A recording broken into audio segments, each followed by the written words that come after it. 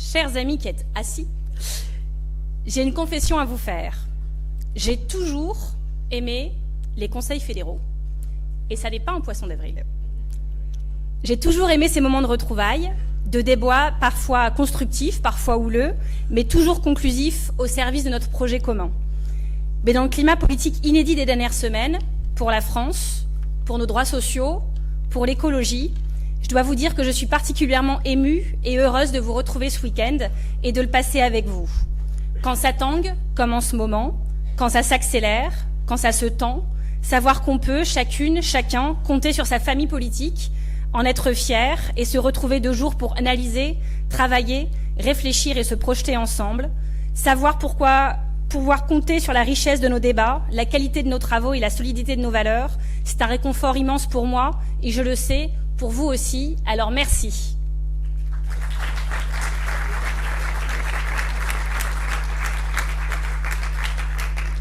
Merci d'être là. Merci à tous nos militants et au peuple de l'écologie pour sa grande détermination dont il fait preuve chaque jour. Merci de tenir bon. C'est ça l'écologie. Nous devons en être très fiers et évidemment que personne ne doute du fait que nous allons continuer.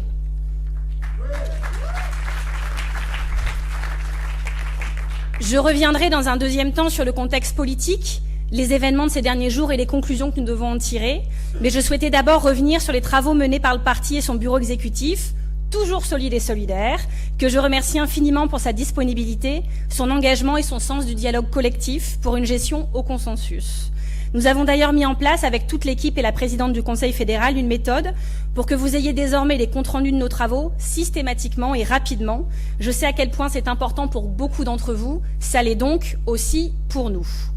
Oui, notre parti est au travail et l'ordre du jour de ce Conseil fédéral le démontre. Les motions sont nombreuses, tout comme l'ont été les concertations pour aboutir à un maximum de consensus. Nous pouvons être fiers de la richesse du travail collectif, des conseils fédéraux et des commissions. Merci tout le monde. Côté bureau exécutif, depuis le dernier Conseil fédéral, nous travaillons sur plusieurs axes pour améliorer les conditions de travail et de militantisme dans notre parti. En mettant en place la cellule VSS il y a quelques années, nous avions montré que nous prenions au sérieux, avant tous les autres partis, la question des violences sexistes et sexuelles et la parole des victimes. C'est indispensable, mais évidemment ce n'est pas suffisant. Ce que notre parti doit rechercher et travailler aujourd'hui, c'est l'amélioration du fonctionnement de la cellule, d'une part, évidemment, mais aussi et surtout le bien-être des militantes et des militants.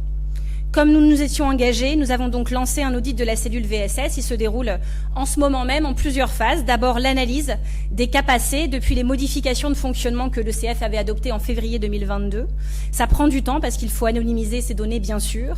Et puis, en deuxième phase, des entretiens avec les membres passés et présents de la cellule. Le cabinet qui nous accompagne va aussi lancer une enquête de perception auprès de l'ensemble des militantes et des militants de ELV, à laquelle chacune d'entre vous pourra participer si il ou elle le souhaite. La question de l'élargissement du champ de compétences de la cellule aux questions de harcèlement moral est également à l'étude. Et puis, côté salarié, nous avons réfléchi depuis le début du mandat à un plan de prévention des risques psychosociaux parce qu'on doit anticiper et assumer pleinement notre responsabilité d'employeur. Ce travail est en cours. Nous vous en tiendrons évidemment informés. Nous poursuivons aussi avec les régions et les groupes d'élus, avec l'ACEVA, les travaux pour la mise en place d'une instance de dialogue en application de la motion du Congrès qui s'appelait « Renforcer le dialogue social ». Les États généraux de l'écologie seront enfin un excellent moyen de réfléchir à un mouvement inclusif qui ne se contente pas de garantir un cadre où les agressions et les harcèlements soient prévenus. C'est bien au bien-être, à l'épanouissement, à l'émancipation de chaque militante, de chaque militant que nous devons réfléchir et travailler, quel que soit son âge, quelle que soit son origine géographique, quelle que soit sa région, quelle que soit son origine sociale, quelle que soit sa religion, quel que soit son genre, quelle que soit la couleur de sa peau. Le voilà, le défi du mouvement de l'écologie politique. Et sur ces sujets-là aussi, nous serons au rendez-vous.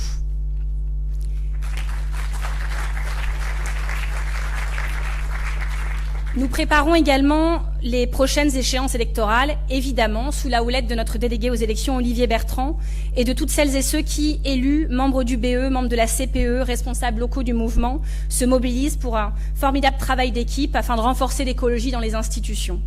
Tout d'abord, même si nous avons du mal à croire en la probabilité d'une telle hypothèse immédiatement, nous avons lancé, parce que nous sommes prévoyants, c'est aussi le sens de l'écologie, un travail de préparation des législatives en cas de dissolution en lien avec le groupe à l'Assemblée. Nous refaisons le tour des candidates et des candidates de juin pour nous assurer qu'ils repartiront en quête de dissolution et aussi pour se préparer sur les aspects techniques, logistiques d'une campagne qui ne manquerait pas de défis de ce point de vue-là, parce que je vous rappelle que quand il y a dissolution, les élections doivent se jouer dans les 40 jours qui suivent maximum. On porte également une attention particulière aux circonscriptions qui ont été gagnées ou perdues de peu par les écologistes ou par la gauche, bien conscient qu'il faudra y consacrer des moyens supplémentaires, des moyens évidemment nécessaires.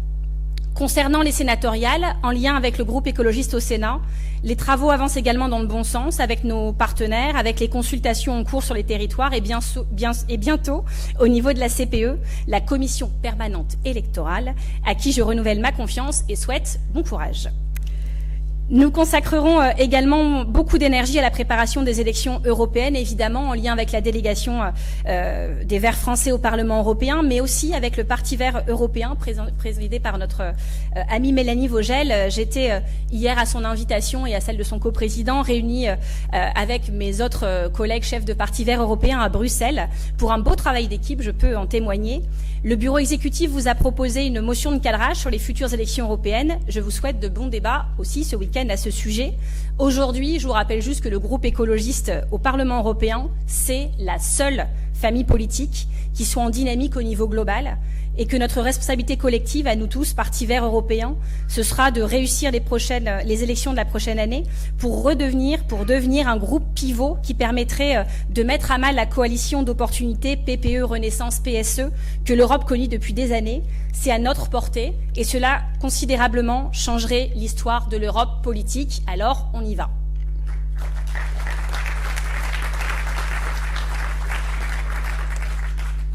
Comme nous le sommes en France, nous sommes très alignés, je vous le disais, au sein de la famille verte européenne. On l'a constaté hier à Bruxelles.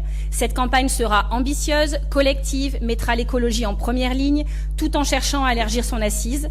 Je ne sais pas vous, mais moi j'y crois. J'attends cette campagne avec impatience parce que seule une Europe forte et fédérale nous permettra d'agir à la bonne échelle pour répondre aux besoins de justice sociale, de défense du climat, de l'environnement dont nous avons tant besoin. Les avancées sont nombreuses. On salue d'ailleurs à cette occasion celle obtenue de haute lutte cette semaine par Marie Toussaint sur la reconnaissance de l'écocide.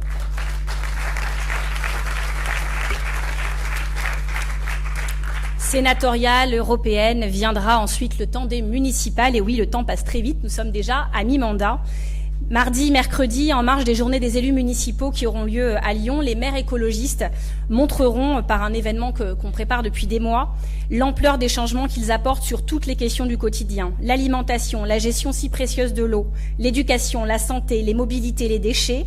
Nous, le parti et ses militants, nous valoriserons évidemment cela parce que nous voulons saluer le travail de nos maires, du président de la métropole de Lyon, dont nous sommes très fiers, soutenir leur action pour les 3 prochaines années et faire en sorte que dans 6 ans, nous soyons encore plus nombreuses, plus nombreux dans notre pays à vivre dans des villes écologistes. C'est la raison pour laquelle nous lancerons dès la rentrée de septembre, vous en discuterez aussi ce week-end, des formations pour que tous les élus, militants, citoyens qui se sentent écologistes mais vivent dans des villes qui ne le sont pas encore, puissent apprendre de ces réussites, préparer les élections de 2026 dans les meilleures conditions d'entraide et de formation possibles. Alors vous le voyez, nous sommes prêts et heureusement car nous comptons bien être au cœur de la sortie des crises que connaît notre pays.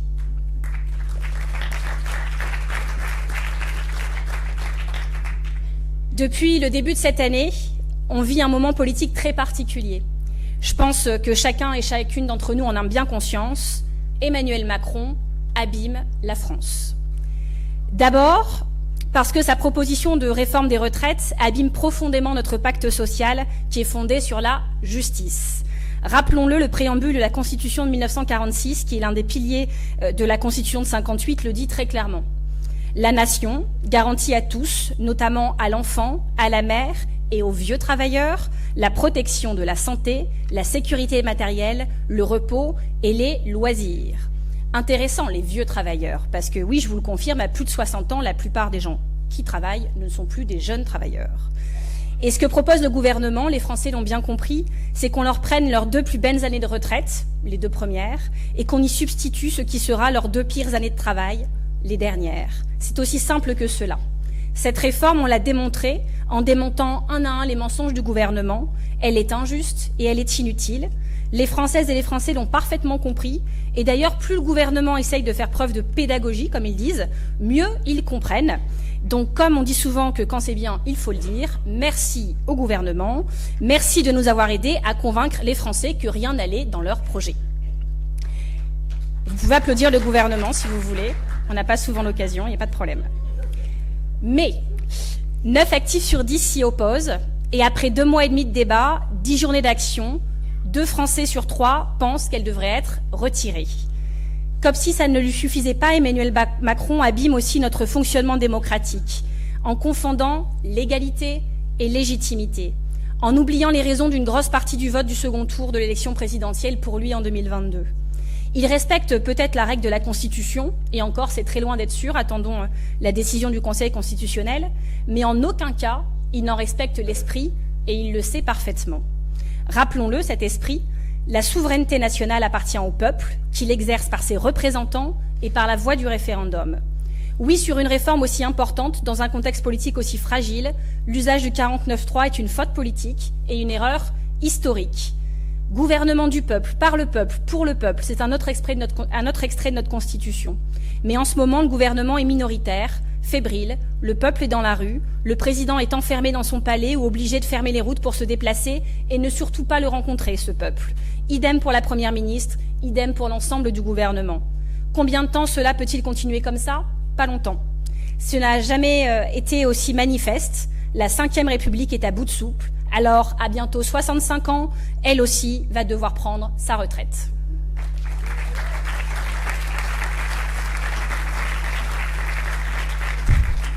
Le système français, c'est une anomalie démocratique. Quand on se compare à toute l'Europe, c'est de plus en plus flagrant. En tant qu'écologistes, nous portons depuis des décennies des propositions pour revivifier la démocratie dans notre pays. Et nous continuerons à le faire. Alors face à l'écrasement de la représentation nationale par l'exercice brutal du pouvoir par le président et sa première ministre, que nous reste-t-il? Il nous reste, mes chers amis, la mobilisation sociale. Et elle continue, et heureusement. Nous savons la dette que nous avons collectivement vis-à-vis de celles et ceux qui maintiennent la grève, alors que celle-ci leur coûte si cher. Mais nous ne l'oublierons pas, jamais, évidemment, et je vous invite une nouvelle fois à faire des dons à la hauteur de vos possibilités aux différentes caisses de grève. C'est comme ça aussi qu'on prolonge le mouvement social. Mais cette mobilisation sociale, elle ne plaît pas au président et au gouvernement. Alors que font-ils? Au lieu de se remettre en question, ils répriment. Les 8 premières journées nationales d'action s'étaient impeccablement passées. On se réjouissait de pouvoir à nouveau manifester en famille, et tout d'un coup, on bascule. La différence entre les 8 premières journées de mobilisation nationale, qui se sont passées dans le plus grand calme, et la 9e, c'est très simple. Le 49.3 par lequel l'exécutif a jeté, en conscience, de l'huile sur le feu, et un entretien hallucinant de déconnexion, de mépris et de cynisme du président de la République. La tension est brutalement montée, comme on le redoutait, comme on l'avait annoncé, et comme évidemment il fallait s'y attendre. Comment y a répondu le gouvernement? Par la répression. Des manifestants non violents ont eu à subir des comportements inacceptables de la part de certains policiers. Il ne s'agit pas du tout évidemment de toutes les forces de l'ordre, et heureusement, mais il ne s'agit pas non plus de dérapages individuels sous le coup de la fatigue. Il s'agit bien de moyens qui ont été consciemment et massivement déployés, d'ordres qui ont été donnés. Il s'agit bien d'une doctrine qui a été rigoureusement appliquée. Que ce soit sur les manifestations en retraite ou à Sainte-Soline, le mécanisme est le même.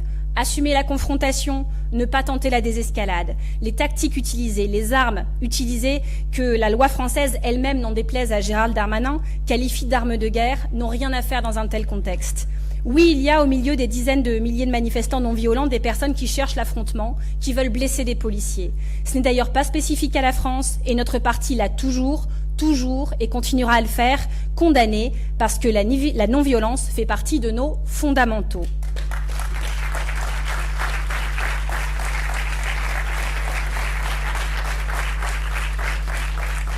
On enverra vos applaudissements à Gérald Darmanin, parce que oui, la non-violence fait partie de nos fondamentaux, et il serait bien que le ministre menteur de l'Intérieur et que les porte-paroles zélés de la Macronie arrêtent, eux, d'entretenir l'ambiguïté là-dessus à notre sujet.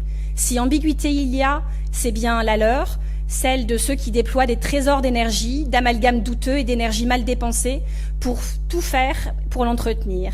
Ce n'est pas républicain de leur part, c'est même dangereux car cela crée volontairement, oui, volontairement, la confusion chez les Français à notre sujet, alors que nous sommes on ne peut plus clairs, nous le réaffirmons solennellement aujourd'hui, mais nous ferions aussi une erreur politique en ayant peur d'affirmer également que oui, la France a un problème de doctrine du maintien de l'ordre.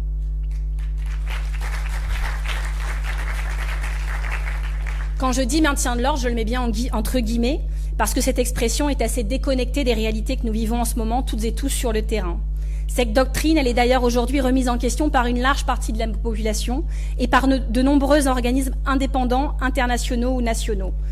Des factieux aussi notables que l'ONU, le Conseil de l'Europe, la Défenseure des droits, la Ligue des droits de l'homme, Amnesty International, Human Rights Watch et même la Maison-Blanche. Ça commence à faire beaucoup. Que leur faut-il de plus au gouvernement pour se remettre en question? Pourquoi le monde entier serait choqué, sauf les autorités françaises? Sont-ils une exception de génie pour avoir raison contre toutes les structures crédibles et respectées que je viens de citer? La question est bien celle-là. Pourquoi persiste-t-il dans cette dérive? Oui, il pourrait faire autrement. Il pourrait faire comme tous nos voisins européens, développer la désescalade, expliciter ce qu'ils font, ne pas utiliser d'armes de guerre dans les manifestations, analyser leurs erreurs publiquement et de façon indépendante et transparente. Mais non, ils ne le font pas, parce qu'ils ont en réalité objectivement un intérêt à cette violence. Cette violence, ces embrasements que nous regrettons, eux, c'est le ferment de leur récit. Ils ne cessent de l'utiliser, ces images choquantes qu'ils contribuent à provoquer pour décrédibiliser leurs opposants. Ils font des amalgames entre les individus violents et leurs opposants politiques. Et ça, dans un état de droit, c'est dangereux. Les manifestants, des factieux. Les mouvements qui les soutiennent, des factions. Les 30 000 personnes présentes à Sainte-Soline pour défendre notre bien commun le plus précieux, des irresponsables. Quand ils feignent de ne pas entendre que nous condamnons les violences, c'est pour mieux tenter de faire croire aux Françaises et aux Français qu'ils auraient le monopole de la raison. Mais comme cela est injustifiable, ils en sont parvenus à devoir recourir aux mensonges. Heureusement que nous étions à Sainte-Soline ce week-end avec des parlementaires pour pouvoir documenter ce que nous avons vu. Côté manifestants, car nous avons, oui, assisté à des violences et nous l'avons déploré. Mais aussi, côté force de l'ordre, et cela pose une question d'état de droit. Alors que nous tentions de protéger des blessés en constituant un cordon d'élus en écharpe devant, que nous ne représentions aucune menace, que nous n'affichions aucune hostilité, nous avons, alors que nous étions très loin des heurts, été chargés par des quads, l'équivalent de la brave M des Champs, créée d'ailleurs la même année, qui se sont approchés très près de nous, nous ont aspergé de lacrymo, ainsi que les blessés que nous avions dû porter dans le chaos et la confusion la plus totale un peu plus loin. Parmi eux, une jeune fille, mineure, toujours à l'hôpital, qui venait de recevoir un tir tendu de grenade en pleine tête. Enfoncement orbital, mâchoire en morceaux et membre inférieur dans un deuxième temps criblé d'impacts de balles par les grenades lancées par les quads à l'endroit même où elle était prise en charge, au sol, dans un premier temps. Puis le temps long de la prise en charge, très long, trop long. Les coups de fil à la préfète, au SDIS, au poste de commandement. Nous avons fait le maximum, pendant que les avocats de la LDH s'activaient de l'autre côté de la zone, avec les 2 autres urgences vitales recensées ce jour-là. La réponse de la Macronie, nous reprocher notre présence. Que veulent-ils? Que l'on arrête de manifester parce qu'ils ne sont pas capables de maintenir l'ordre? Que l'on arrête de se rendre sur place pour que nous ne puissions jamais raconter la vérité et qu'ils puissent continuer à mentir tranquillement? Eh bien non, nous ne le ferons pas. Puisqu'ils ne le font pas eux, nous allons le faire tous, ici et maintenant. Nous allons applaudir les observateurs de la LDH sur place. Nous allons applaudir les parlementaires insoumis. Nous allons donc applaudir ces parlementaires insoumis et verts qui ont fait ce qu'ils avaient à faire sur place et depuis. Merci Benoît Biteau, député européen, paysan charentais, à l'avant-poste sur le sujet des bassines depuis le début.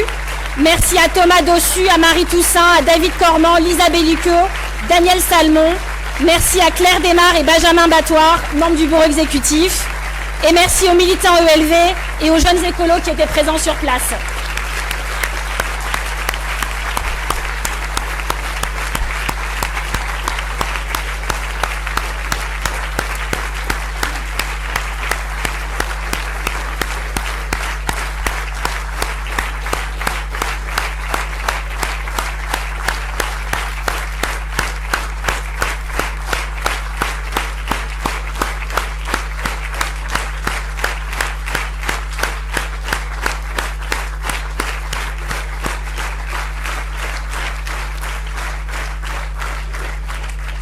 Je vais leur dire, parce que comme vous applaudissiez, vous n'avez rien entendu. Donc, vous venez d'applaudir. La LDH sur place, les parlementaires insoumis et verts qui ont fait ce qu'ils avaient à faire sur place et depuis. Benoît Biteau, eurodéputé européen, ça veut rien dire, député européen. Paysan charentais à l'avant-poste sur le sujet des bassines depuis le début. Thomas Dossu, Marie Toussaint, David Cormand, Lisa Bellucco, Daniel Salmon, Claire Desmar et Benjamin Badoir, membres du bureau exécutif, et aussi les militants ELV et les jeunes écolos qui étaient présents sur place. Je précise qu'évidemment, aucun n'a pris part aux violences, je tiens à le rappeler, qu'aucune et aucun n'a été blessé, c'est un soulagement et je tiens à le souligner. Et tous, nous restons en contact, nous avons accès à un suivi psychologique mis en place par EELV et continuerons de témoigner. Ils ne nous feront pas taire, non, ils ne nous feront pas taire, ni arrêter de militer pour un partage juste et durable de l'eau.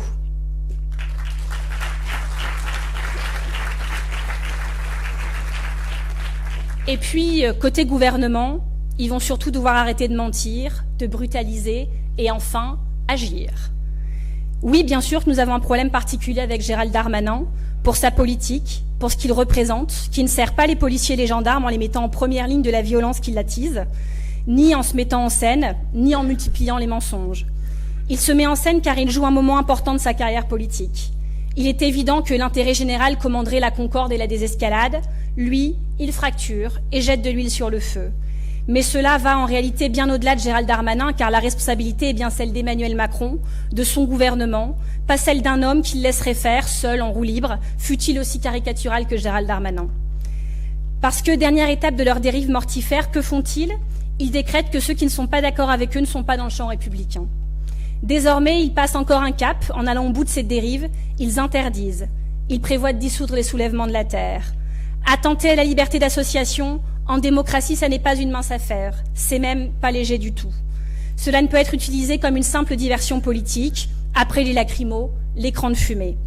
Je vais vous faire une confidence. Depuis plusieurs jours, on me demandait parfois, mais toi, est-ce que tu fais partie des soulèvements de la terre ou pas? En fait, j'en savais rien. J'en savais rien, je savais pas quoi répondre à cette question parce que les soulèvements de la terre, c'est un collectif informel. On n'y adhère pas. On n'en est pas membre, on peut participer à des actions, c'est ce que j'ai fait avec Benoît Biteau en octobre dernier à Sainte-Soline, c'est ce que nous avons fait ce week-end avec beaucoup d'autres. Je ne savais pas quoi répondre à cette question, très sincèrement. Maintenant, je sais. Le gouvernement essaye de les dissoudre et donc cela a créé un énorme élan de soutien, des dizaines de milliers de personnes avec Adèle Haenel, Cyril Dion, des factieux aussi. Nous avons signé cette tribune avec un certain nombre d'entre vous pour dire chacun oui, je suis, oui, nous sommes les soulèvements de la terre, nous nous soulevons pour la terre, et ça, ils ne pourront pas nous en empêcher. Parce que c'est quoi les soulèvements de la terre? C'est des associatifs, c'est des politiques, c'est des fermes, c'est des collectifs plus ou moins structurés. Comment dissoudre des structures qui travaillent ensemble? Vont-ils dissoudre chacun d'entre nous? Bassine non merci. Et après qui? La Confédération paysanne? Et après qui? Europe Écologie Les Verts? Ça fait des mois qu'avec le mouvement associatif, nous alertons, comme nous le faisons déjà pendant son examen, sur l'application de la loi séparatisme pour faire taire les associations écologistes, proposer de dissoudre un collectif plutôt que lui intenter une action en justice, ce qu'ils pourraient faire s'ils pensaient qu'ils avaient violé la loi. Tout cela a des conséquences graves, tout comme il est extrêmement inquiétant que le ministre de l'Intérieur, toujours lui, désolé, mais c'est son palmarès, qui nous qualifie régulièrement d'éco-terroristes. Les mots ont un sens. Quand il dit cela, il fait de nous une cible, il le sait et il continue. Cela fait monter la défiance et la violence à notre égard, cela fait le lit du Rassemblement national, cela rabaisse le débat public, alors même qu'il y a un immense appétit de débat et de démocratie dans ce pays. Il a fait de l'écologie, de toute l'écologie, sans distinction, un bouc émissaire pour des gens qui seraient dangereux. Cela a une conséquence directe, des faits graves, partout sur le territoire. Gérald Darmanin a contribué à faire monter la violence envers les écologistes dans le pays, qui atteint un point culminant. En février, Paul François, l'agriculteur qui a fait condamner Monsanto, a été violemment agressé à son domicile, capturé, ficelé, étranglé, menacé par un couteau sous la gorge. Ils ont tenté de force de lui faire avaler un liquide. Cette semaine, la journaliste Morgane Lange, qui enquête sur l'agrobusiness, a fait l'objet d'une deuxième tentative de meurtre. Sa voiture a été sabotée en Bretagne. La présidente de Sea Shepherd, que j'ai eu au téléphone lundi, s'est retrouvée 2 fois cette semaine avec des pêcheurs dans son jardin, des dizaines de pêcheurs venus l'intimider à quelques jours d'écart dans son domicile. Cette semaine, ce sont plus de 300 fusées de détresse qui ont également été tirées contre le bâtiment de l'Office français de la biodiversité à Brest. Tout ça en une seule semaine. J'ai dû, moi, en début de semaine, effectuer un déplacement dans le Lot-et-Garonne, organisé depuis longtemps, sous protection policière, suite à des menaces d'un président de chambre d'agriculture très contesté, tant pour ses méthodes que pour sa gestion, mais pourtant toujours en place, car certains, manifestement dans ce pays, sont plus protégés que d'autres. Un président de la chambre d'agriculture condamné plusieurs fois, mais qui, je reprends ces mots, s'en fout. Un président de la chambre d'agriculture qui terrorise sur place les élus, les agriculteurs, les représentants de l'État et des forces de l'ordre. Je tiens d'ailleurs à remercier très sincèrement les militants locaux qui ont tenu bon dans un sang-froid et une détermination exemplaire, parce que sans eux, cet individu dangereux aurait gagné, car je n'aurais pas pu venir et la République aurait reculé.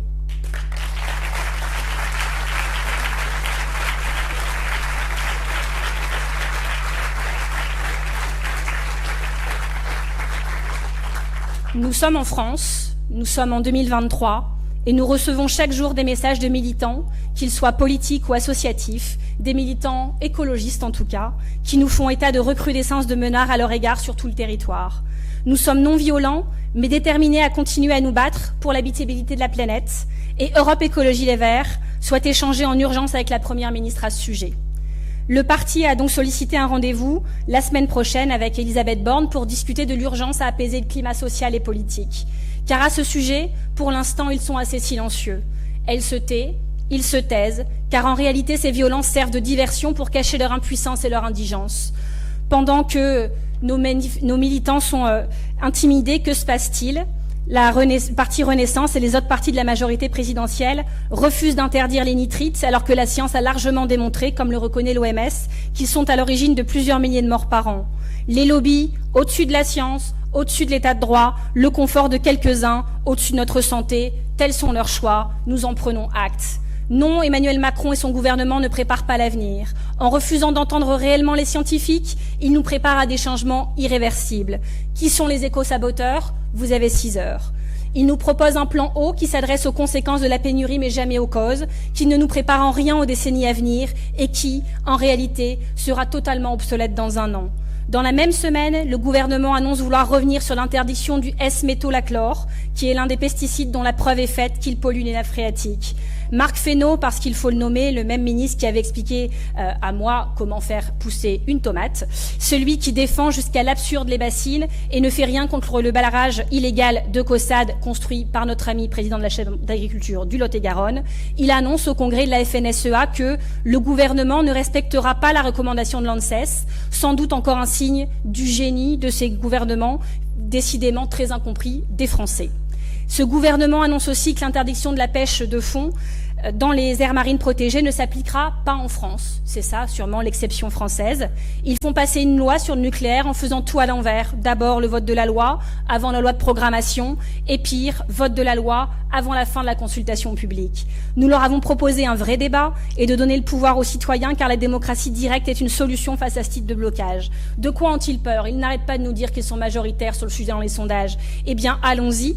Mais non, ils préfèrent, sans contradiction, continuer à développer la merveilleuse fable du nucléaire dans un monde merveilleux où il n'y aurait pas de déchets, ou pour résoudre le problème que nous avons avec les accords de Paris en 2030, les EPR qui ne verront pas le jour avant 2035 seraient la solution, et chaque euro qu'ils mettent dans la filière nucléaire est un euro qui manque au déploiement des énergies renouvelables. Oui, Emmanuel Macron abîme la France.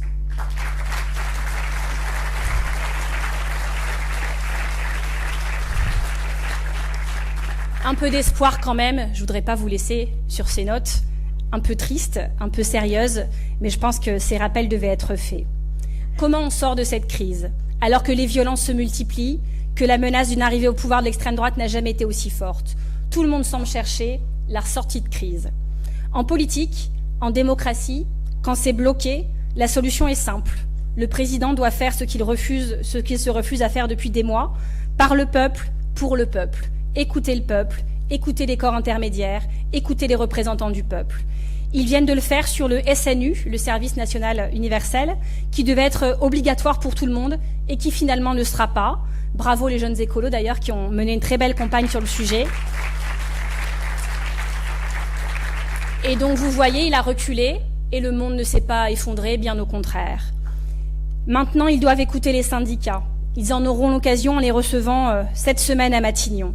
Le gouvernement doit retirer son texte, mais ils peuvent et doivent aussi écouter le peuple. Nos parlementaires ont proposé un référendum d'initiative partagée.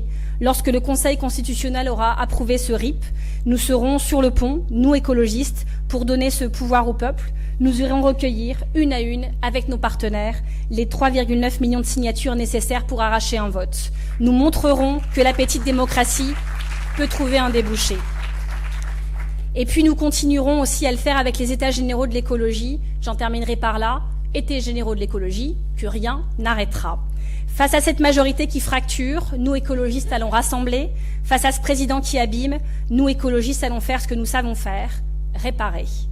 Face au brouillage des valeurs qu'il nous impose, nous serons toujours clairs. Nous sommes républicains, nous sommes non-violents, nous sommes lucides sur les faits établis par la science, nous sommes attachés à la justice sociale, nous sommes ambitieux pour notre pays, nous sommes ambitieux pour notre planète. Oui, un autre chemin est possible. Notre responsabilité est immense, alors nous le faisons à notre manière, parce qu'on a appelé la refondation, les États généraux de l'écologie, nous faisons confiance.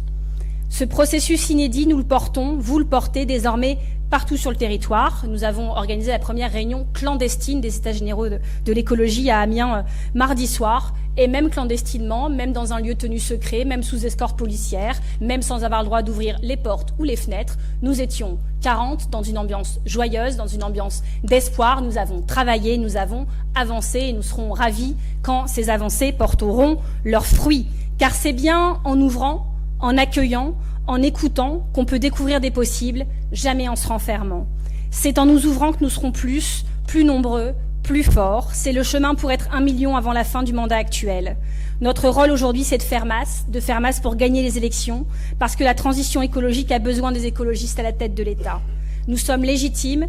L'immense défi climatique et social qui nous fait face implique de rassembler, de convaincre pour gagner les élections, car les changements qui sont à mener vont nécessiter une légitimité politique inédite. C'est là notre ambition. Nous allons continuer de faire, nous allons continuer de dire, nous allons continuer d'aller partout, nous serons accueillis partout, nous écrirons l'avenir de l'écologie, l'avenir de la démocratie, l'avenir de notre pays. Alors merci les copains, merci pour tout, on continue.